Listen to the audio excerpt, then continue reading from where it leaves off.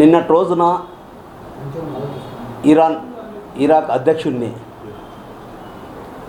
అతి దారుణంగా, ఎందుకోసమంటే రంజాన్ మాసము ప్రతి ఒక్కరు ముస్లిం అరబ్ దేశాల్లో ఉపవాసాలు ఉంటారు.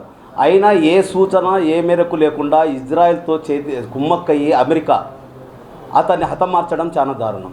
అందుకోసమే అనంతపూర్లో యూజేఏసీ యునైటెడ్ జేఏసీ ఆధ్వర్యంలో ఈరోజు అతనికి సంతాపం తెలియజేశాం.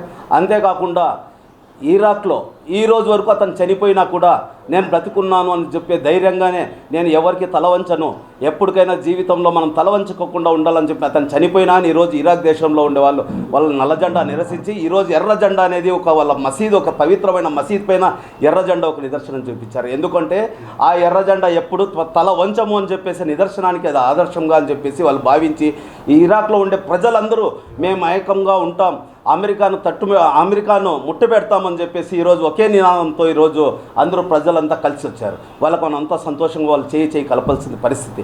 ఎందుకోసమంటే ఒక అరబ్ దేశాల్లో ఈరోజు వచ్చేసి అందరూ చెప్తున్నారు, అరబ్ దేశాల్లో వచ్చేసి యుద్ధం చేస్తున్నారు అని చెప్పి. అరబ్ దేశాల్లో కాదు, అమెరికా సామ్రాజ్యవాదంలో ఉండే గూఢాచార్యం ఎక్కడెక్కడ ఉందో, వాళ్ళు యుద్ధ నౌకలు ఎక్కడెక్కడ ఉన్నాయో వాళ్ళపైన ఇది చేస్తున్నారు తప్ప వేరే వాళ్ళపైన కానీ, ఇప్పటికైనా కానీ ఏ దేశాలైనా కానీ యుద్ధాన్ని ఆపాలని చెప్పేసి, శాంతియుతంగా ఉండాలని చెప్పేసి ఈ చర్చలతోనే సాధ్యమని చెప్పేసి మేము యూజేఏసీగా మేము డిమాండ్ చేస్తున్నాం. అంతేకాదు ఇదంతా యుద్ధాలు వచ్చినదంతా అమెరికా సామ్రాజ్యవాదంలో నా చేతుల్లో ఉండాలా, ప్రతి ఒక్క దేశం నా చేతుల్లో ముట్టి ఉండాలా అని చెప్పేసి ఈ ట్రంప్ చేస్తున్న కుట్ర.